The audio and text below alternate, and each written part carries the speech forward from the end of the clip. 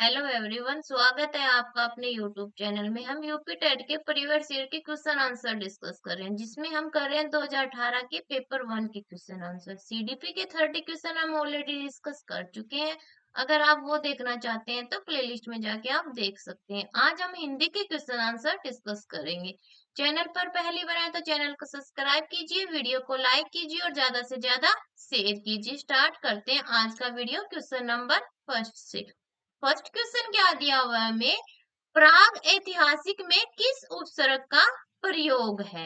तो उपसर्ग क्या होते हैं? जो शब्द के पहले लगते हैं, पहले लगने वाले उपसर्ग, और जो शब्द के बाद में लगते हैं वो प्रत्यय कहलाते हैं। ठीक है, तो उपसर्ग और प्रत्यय क्या हो गया? उपसर्ग पहले लगता है शब्द के, और प्रत्यय शब्द के बाद में लगता है। तो इसमें हमें देखना है, एक तो उपसर्ग है इसमें, ठीक है, और एक है कोई सार्थक शब्द है, वो भी देखना है कि ऐसा ना हो, ठीक है हमने उपसर्ग निकाल लिया पर जो बाद में शब्द बचा है वो उसका कोई अर्थ ही ना निकले।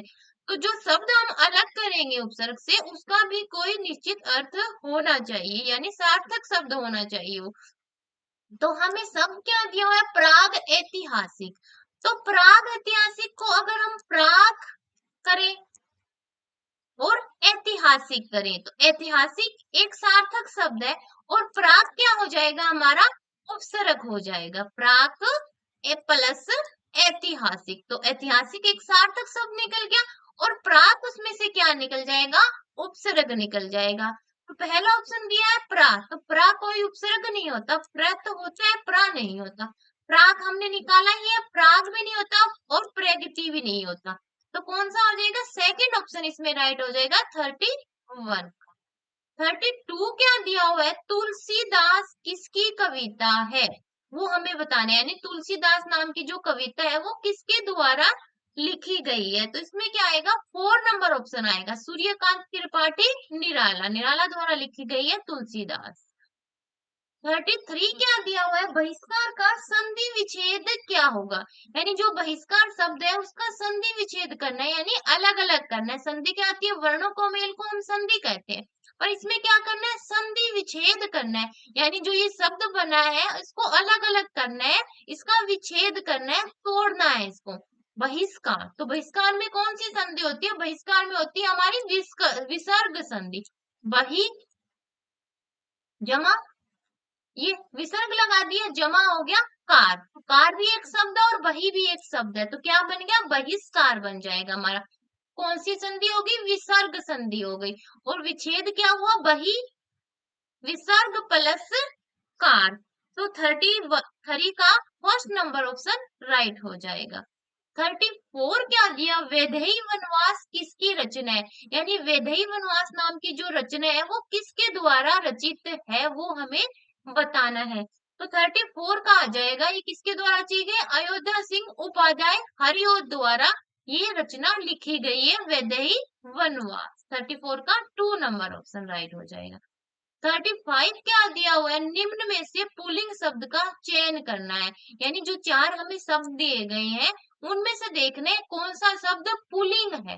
पहला दिया पखावज। पखावज क्या होता है? एक वाद्य यंत्र होता है। क्या हो जाए? एक वाद्य यंत्र होता है, ढोल के जैसा होता है। तो ढोल क्या है? एक क्या है? ढोल हमारा एक वाद्य यंत्र हो गया। तो क्या है? पुल्लिंग शब्द का चयन करना है, पखावज। दूसरा दिया हुआ है पहिया, तीसरा दिया लिखावट, और 4 नंबर पे दिया मझधार। तो मझधार के आगे हम अगर इससे कोई शब्द बनाते तो क्या मझधार में फंस गया? तो मझधार क्या है? एक स्त्रीलिंग शब्द है। क्या है? मझधार। लिखावट अच्छी होती है, तो लिखावट भी एक स्त्रीलिंग शब्द है। और पहिया क्या होता है? पहिया लगा हुआ है, तो पहिए से कौन सा भाव निकल रहा है? कौन सा लिंग निकल रहा है? पुल्लिंग शब्द है पहिया। क्या है? एक पुल्लिंग शब्द है। जो पखावज एक वाद्य यंत्र हो गया, और कैसा होता है? ये मृदंग ढोल के समान होता है, तो ये क्या हो जाएगा? स्त्रीलिंग में आएगा। पहिया क्या है? एक पुल्लिंग शब्द है। पहिया अच्छी नहीं होता, पहिया अच्छा होता है। तो क्या हो जाएगा? 2 नंबर ऑप्शन राइट हो जाएगा 35 का। 36 क्या दिया? यानी 36 से जो 37 दो क्वेश्चन है हमारे, वो उस पैराग्राफ को पढ़ के हमें करना है। स्पष्टता, आत्मविश्वास, विषय की अच्छी पकड़ और प्रभावशाली भाषा में अपने विचार और भावनाओं को व्यक्त करने की जो संप्रेषण कला है, यानी जो संप्रेषण कला है वो किसके द्वारा होती है? स्पष्ट होनी चाहिए, आत्मविश्वास होना चाहिए, विषय की उसमें हमारी पकड़ भी अच्छी होना चाहिए, तभी हमारी जो भाषा है, जो हमारी संप्रेषण कला है वो प्रभावी होगी। तो पहला क्वेश्चन क्या दिया हुआ है इस पैराग्राफ से हमें? संप्रेषण कला क्या नहीं है, यानी जो हमारी व्यक्त करने की, हमारे भावों को व्यक्त करने की जो कला है वो क्या नहीं है वो बताना है। तो ये एक प्रभावशाली भाषा है, आत्मविश्वास भी हमारा होना चाहिए, विचारों और भावनाओं को व्यक्त भी करता है, पर अलंकार इसमें कहीं पे भी नहीं होता है जो संप्रेषण कला है। तो ये इसका कोई कला नहीं है, ये इसमें राइट हो जाएगा। 36 का 2 नंबर ऑप्शन राइट हो जाएगा। 37 क्या दिया हुआ है? संप्रेषण कला का विकास किससे होता है? संप्रेषण जो हमारी कला है वो किससे विकसित होगी? अभ्यास से। जितना ज्यादा हम अभ्यास करेंगे अपने भावों को व्यक्त करने के, जितनी ज्यादा प्रैक्टिस करेंगे, अभ्यास करेंगे, उतना ही ज्यादा वो अच्छी होगी। तो क्या होगा? अभ्यास द्वारा होती है जो संप्रेषण कला है, उसका विकास क्या आ जाएगा? 2 नंबर ऑप्शन राइट हो जाएगा। 38 क्या दिया हुआ है? निम्न में संयुक्त व्यंजन कौन सा नहीं है? संयुक्त व्यंजन क्या होते हैं? जो दो व्यंजनों के संयोग से बनता है, संयुक्त व्यंजन होगा। व्यंजन क्या है? कै, खे, ख, ये सब हमारे क्या है? व्यंजन है। स्वर क्या होते हैं? ए, आ, ई, ये सब स्वर है। पर इसमें बताना है संयुक्त व्यंजन नहीं है। तीन तो इसमें संयुक्त व्यंजन है, पर एक इसमें संयुक्त व्यंजन नहीं है।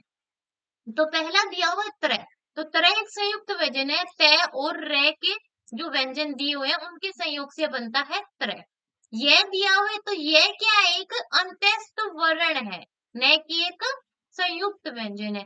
अक्षय दिया तो अक्षय किससे बनेगा? क और से बनता है।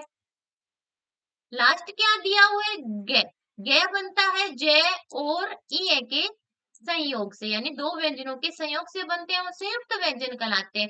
तो त्रय भी है, अक्षय भी है और गे भी है।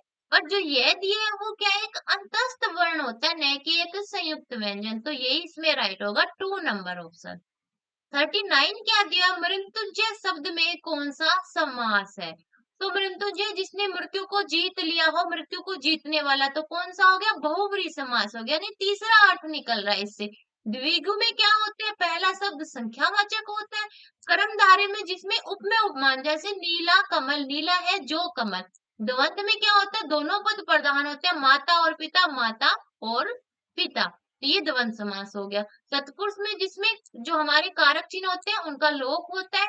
अव्यय भाव क्या होता है? जिसमें होता है पहला पद अव्यय। ठीक है, तो ये हमारे समास होते हैं। इसमें बताना है मृत्युंजय में कौन सा समास है? कौन सा समास है? बहुव्रीहि समास है। तीसरा अर्थ निकल रहा है इससे। 39 का फर्स्ट नंबर ऑप्शन राइट हो जाएगा। 40 क्या दिया हुआ है? अलंकार में किस उपसर्ग का प्रयोग हुआ? यानी जो अलंकार शब्द है उसमें कौन सा उपसर्ग है? तो उपसर्ग क्या होता है? जो शब्द के पहले लगता है। तो अगर हम इससे कोई सार्थक शब्द निकालेंगे तो कार निकलेगा। और क्या बना? अलम जमा कार। क्या बन गया? अलम प्लस कार। तो कार कोई सार्थक शब्द हो गया, और अलम क्या हो गया? एक उपसर्ग है। तो 40 का आ जाएगा 4 नंबर ऑप्शन राइट। 41 क्या दिया हुआ है? यह पुस्तक किसकी है? में रेखांकित शब्द का पद परिचय दीजिए। रेखांकित शब्द क्या है? ये है। और यह पुस्तक किसकी है? इसमें क्या हो रहा है? जो ये पुस्तक की तरफ वो क्या कर रहे हैं? उसकी एक प्रकार से विशेषता भी बता रहा है कि यह पुस्तक किसकी है। ठीक है, तो उसकी तरफ इशारा भी कर रहा है और उसकी विशेषता भी बता रहा है। तो इसमें क्या आएगा? जो यह है उसका हमें पद परिचय देना कि यह क्या है इसमें। तो यह एक सार्वनामिक विशेषण है, यानी सर्वनाम से बना है ये विशेषण, तो सार्वनामिक विशेषण हो गया। और पुस्तक इसका विशेष है, यानी यह इसकी विशेषता बता रहा है, तो ये विशेषण है। और पुस्तक इसका विशेष है, यानी पुस्तक की विशेषता बताई जा रही है, तो पुस्तक इसका विशेष हो जाएगा। और यह क्या है? एक वचन है और स्त्रीलिंग है, पुस्तक के साथ लगाए तो क्या हो जाएगा? स्त्रीलिंग हो जाएगा। 2 नंबर ऑप्शन राइट हो जाएगा 41 का। 42 क्या दिया? विश्लेषण शब्द का विलोम है। विश्लेषण तोड़ना, यानी टुकड़ों में बांटना, कोई चीज विश्लेषित करना, इसका विलोम बताना है। तो तोड़ दिया तो अब उसको जोड़ना ही उसका उल्टा होगा। तो क्या आ जाएगा? विश्लेषण का विलोम आ जाएगा संश्लेषण, जोड़ना। व्याख्या करना, विवेचन करना, विभाजित करना। विभाजित तो विश्लेषण का ही सार्थक शब्द होगा, न कि विलोम शब्द। व्याख्या उसको स्पष्ट करना, विवेचन भी स्पष्ट करना हो जाएगा। तो क्या आएगा? 3 नंबर ऑप्शन राइट हो जाएगा 42 का। 43 क्या दिया हुआ है? जिनका उच्चारण ऊपर के दांतों पर जीभ लगाने से होता है उसे क्या कहते हैं? यानी कुछ जो हमारे व्यंजन है, कुछ उनका जो उच्चारण स्थान है वो अलग अलग होता है, यानी उनके जो हम बोलते हैं तब जो ध्वनि निकलती है उसके समय जो जीभ है वो हमारी कभी दांत को टच होती है, कभी मूर्धा को, कभी होठ को और कभी कंठे को स्पर्श करती है। तो उसी के आधार पर उनके उच्चारण स्थान हमने बना रखे हैं। जो हमारा कै वर्ग होता है उसका उच्चारण स्थान हमने क्या बना रखा है? कंठे बना रखा है। च वर्ग का तालु बना रखा है। च वर्ग का क्या है? तालु।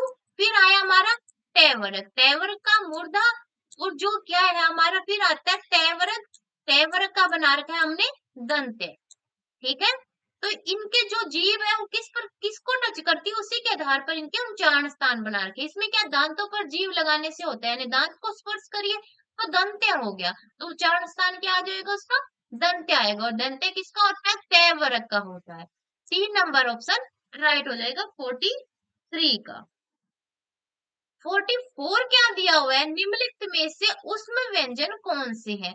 तो उष्म व्यंजन कौन से होते हैं? व्यंजन तो सभी होते हैं, पर उनमें से होते हैं कुछ जो ये में होते हैं वो होते हैं अंतस्थ व्यंजन।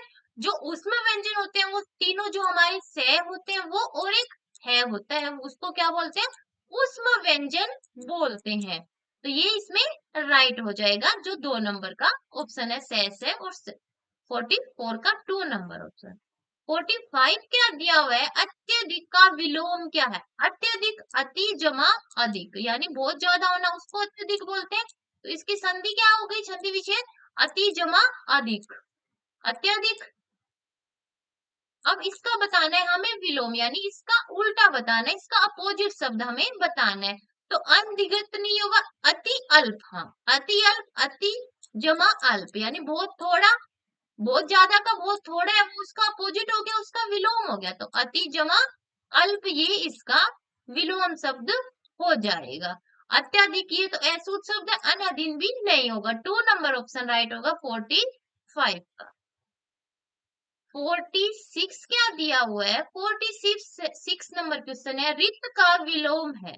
तो रित का क्या मतलब होता है? पहले तो आपको ये पता होना चाहिए। रित का मतलब होता है सच्चाई या सच्चाई या सच। क्या होता है? रित का मतलब सच। इसका विलोम बताना है हमें। तो रित का विलोम सच है, यानी अर्थ इसका सच है, तो इसका जो विलोम होगा वो झूठे से संबंधित होगा। तो विकीर्ण तो किसी चीज को बांटना यानी अलग अलग हो जाना, विकीर्ण तो वो हो गया। अनरित क्या हो जाएगा? अनरित होता है झूठा, तो ये इसका विलोम आएगा। वक्र किसी को ग्राफ द्वारा व्यक्त करना, अनेक या एक से ज्यादा होना, तो ये नहीं आएगा। 2 नंबर ऑप्शन जो अनरित दिया हुआ है वो रित का विलोम होता है। रित का मतलब होता है सच और अनरित का मतलब होता है झूठ। ये इसमें राइट हो जाएगा 45 का 2 नंबर ऑप्शन। 47 क्या दिया है? संकल्प शब्द में उपसर्ग बताइए। तो जो संकल्प शब्द है उसमें से उपसर्ग बताने हैं, तो उपसर्ग क्या निकलेगा? इसमें से निकलेगा सम जमा कल्प, संकल्प। क्या हो जाएगा? सम जमा कल्प, संकल्प। फर्स्ट जो सेकंड ऑप्शन है सम वाला वो इसमें राइट हो जाएगा 47 का। 48 क्या दिया हुआ है? मुझसे खड़ा भी हुआ नहीं जाता, इस वाक्य का जो भाव है वो हमें बताना है कि कौन सा भाव इससे पता चल रहा है, यानी वाच्य बताना है इसका। मुझसे खड़ा ही नहीं हुआ, यानी क्या हो रहा है? उसका एक भाव का पता चल रहा है कि उससे खड़ा नहीं जो रहा, उसका जो भाव है कि वो इतना ज्यादा या तो बीमार है या थका हुआ है कि उससे खड़ा ही नहीं जो रहा। उसकी अवस्था का पता चला, उसके भाव का पता चला, तो क्या हो जाए 48 में 2 नंबर ऑप्शन राइट हो जाएगा। भाववाच्य है ये जो वाक्य दिया हुआ है हमें, वो भाववाच्य का बोध करवा रहा है हमें। अब क्या दिया हुआ है? जो हमारा 49 नंबर क्वेश्चन है उसमें हमें बताना है तद्भव और तत्सम शब्दों के जोड़े दिए हुए हैं, उनमें से देखना है कौन सा गलत बताना है हमें। पहला दिया है लुनाई, लावण्यता। दूसरा दिया हुआ लोम का लवंग। तीसरा दिया हुआ है आंत का अंत्र। और 4 दिया है आयसु का आदेश। जो पहला ऑप्शन है लुनाई का लावण्यता, तो इसमें क्या आएगा, लुनाई का लवणता आना चाहिए, न कि लावण्यता, यानी ये जो शब्द दिया वो अशुद्ध दिया हुआ है, तो ये भी इसमें राइट है। लोम का लवंग होता है तत्सम सब ठीक है। आंत का क्या होता है, अंत्र होता है, क्या होता है, आ आता है, अंतर, न कि अंतर होता है, तो ये भी अशुद्ध लिखा हुआ है। तो फर्स्ट भी इसमें राइट होगा और थर्ड भी इसमें राइट होगा। आयसु का आदेश ही होता है। 2 और 4 तो ठीक है, पर जो फर्स्ट और सेकंड दिए उसमें दोनों ही शब्द अशुद्ध दिए हुए हैं। लुनाई का क्या होता है, लवणता होता है, क्या होता है, ले व रे ता होती है, जो तत्सम शब्द होता है वो, ठीक है। तो ये दोनों ही शब्द अशुद्ध दिए हैं, तो फर्स्ट और थर्ड दोनों ही इसमें राइट रहेंगे। 50 नंबर क्वेश्चन क्या दिया, लेखक और उसकी रचना का कौन सा जोड़ा गलत है वो हमें बताना है। तो सकंद गुप्त लक्ष्मी नारायण मिश्र द्वारा लिखी गई है। संस्कृति के 4 अध्याय रामधारी सिंह दिनकर द्वारा लिखी गई है। रसज्ञ रंजन किसके, आचार्य महावीर प्रसाद द्विवेदी द्वारा लिखी गई है। और अशोक के फूल आचार्य हजारी प्रसाद द्विवेदी द्वारा लिखी गई है। तो उसमें से देखना है कौन सा गलत है। तो 50 में क्या आएगा हमारा, 50 में आएगा फर्स्ट नंबर ऑप्शन, जो सकंद गुप्त है वो किसकी रचना, लक्ष्मी नारायण की रचना नहीं है, ये इसमें राइट हो जाएगा। 51 क्वेश्चन क्या दिया, कवि और उसकी रचना का कौन सा जोड़ा सही नहीं है, इसमें भी गलत बताना है। परिमल जो है वो सूर्यकांत त्रिपाठी निर्वाला द्वारा लिखी गई है क्या, शिवराज भूषण भूषण द्वारा, शब्द रसायन देव द्वारा, और उद्धव शतक भारतेंदु हरिश्चंद्र द्वारा लिखी गई है। तो इसमें कौन सा गलत है वो हमें बताना है। 51 का आएगा, जो उद्धव शतक है वो भारतेंदु हरिश्चंद्र की रचना नहीं है। 52 क्या दिया हुआ है, लेखक और उसकी कृति के युग में कौन सा युगम गलत है, यानी तीनों ही क्वेश्चन ऐसे आए हैं लेखक और उसकी रचना से संबंधित। पहला क्या है, आर्यों का आदि देश डॉक्टर संपूर्णानंद। दूसरा है बोलगा से गंगा राहुल सक्रांत्या। तीसरा है सूरज का 7वां घोड़ा धर्मवीर भारती। 4 है दर्शन दिग्दर्शन रामचंद्र शुक्ल। तो इसमें कौन सा गलत है वो हमें बताना है। तो इसमें भी आएगा दर्शन जो दिग्दर्शन है वो रामचंद्र शुक्ल की रचना नहीं है। 53 क्या दिया, विराम चिन्ह की दृष्टि से कौन सा वाक्य अशुद्ध है वो हमें बताना है। पहला है हाँ मेरा यही विचार है। दूसरा वह ईमानदार परिश्रमी कर्मठ और मृदुभाषी है। 3 है उसके पास धन वैभव नौकर चाकर आदि सभी कुछ था। 4 है आप हमारे घर आना चाहते हैं तो आइए, ठहरना चाहते हैं तो ठहरिए। इसमें जो फर्स्ट ऑप्शन है कि हाँ मेरा यही विचार था, तो हाँ के बाद में अल्प विराम आना चाहिए था, पर इसमें नहीं दिया है, तो ये जो वाक्य है वो अशुद्ध है, बाकी सब ठीक है। तो इसमें यही राइट आएगा 53 का फर्स्ट ऑप्शन। 54 क्या दिया हुआ है, कौन सा शब्द भिन्न अर्थ और प्रकृति का, यानी 3 शब्द तो उसमें एक ही प्रकार की अर्थ को व्यक्त करेंगे, उनकी प्रकृति वो समान है, पर एक शब्द उसमें अलग है। सनातन जो पहले से चला आ रहा, चिरतन ये भी वही है, शाश्वत भी है। पर अधुनातन क्या होता है, अधुनातन जो अभी अभी या नया भी लगा सकते हैं, तो ये इसमें अलग प्रकृति होगी, बाकी 3 तो एक से, यानी जो प्राचीन है उसी से संबंधित है, पर ये अलग है इसमें, तो यही इसमें राइट हो जाएगा 54 का 4 नंबर ऑप्शन।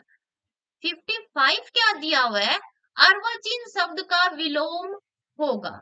अर्वाचीन क्या होगा, अर्वाचीन जो नया है, यानी नया अर्वाचीन शब्द का विलोम बताना है, यानी उसका उल्टा बताना है।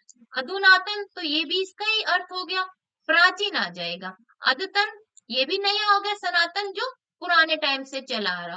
तो क्या आ जाएगा 55 का आएगा हमारा 2 नंबर ऑप्शन राइट हो जाएगा। जो अर्वाचीन का प्राचीन जो विलोम शब्द होता है वो प्राचीन होता है, ठीक है। 2 नंबर ऑप्शन राइट हो जाएगा 55 का। 56 क्या दिया, व्याकरण की दृष्टि से कौन सा शब्द अशुद्ध है, यानी जो 4 शब्द लिखे गए हैं उनमें से एक शब्द क्या है, अशुद्ध है, वो ही हमें देखना है। तो पहला है विभीषण, दूसरा दिया हुआ है विरहाणी, तीसरा दिया हुआ है गृहिणी, 4 दिया हुआ है जगत गुरु। तो जो इसमें 2 नंबर ऑप्शन है विरहैणी, तो विरहिणी होना चाहिए था, न कि विरहैणी। विरहिणी होना चाहिए था, ही की ई की मात्रा आनी चाहिए थी है पे। विरहिणी जो अपने पति से दूर हो, जो अलग हो, उसके लिए ये शब्द युक्त किया प्रयुक्त किया जाता है। तो क्या हो जाएगा, इसमें ही की मात्रा आनी चाहिए, तो ये ही शब्द क्या है, अशुद्ध है। 2 नंबर ऑप्शन राइट हो जाएगा 56 का। 57 क्या दिया हुआ है, निम्न में से कौन सा युग्म गलत है, यानी जो 4 ऑप्शन दिए हैं उनमें से देखना है कौन सा गलत है। मुट्ठी गर्म करना, रिश्वत देना, ये ठीक है। लुटिया डूबना, सारा काम चौपट करना, ये भी ठीक है। ये मुहावरे दिए गए, उनके अर्थ दिए गए। सब्ज बाग दिखलाना, हरा भरा करना।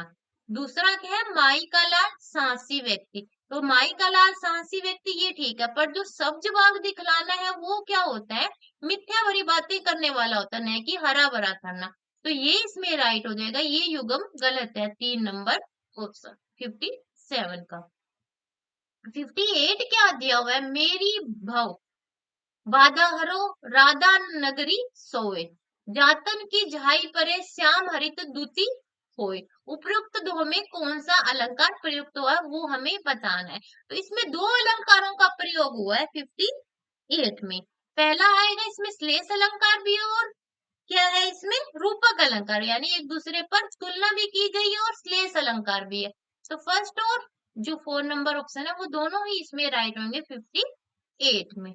59 क्या दिया हुआ है, गौशाला में कौन सा समास है।